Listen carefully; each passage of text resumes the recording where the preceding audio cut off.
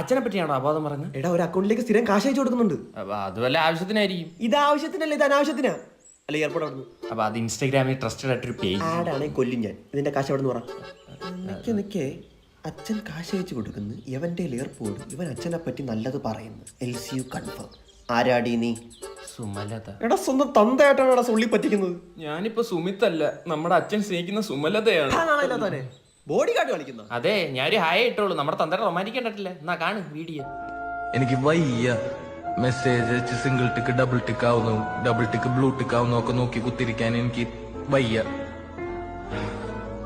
ഇങ്ങനെ പേടിച്ചിട്ടാണ് ഞാൻ പണ്ട് 6 മണിക്ക് വീട്ടിൽ കയറിക്കൊണ്ടിരുന്നത്. ഈ ഒരു നമ്പറിലോട്ട് ഒരു 10,000 രൂപ അയച്ചോളൂ. ഞാൻ ചോദിച്ചില്ലല്ലോ. അല്ല ശരി.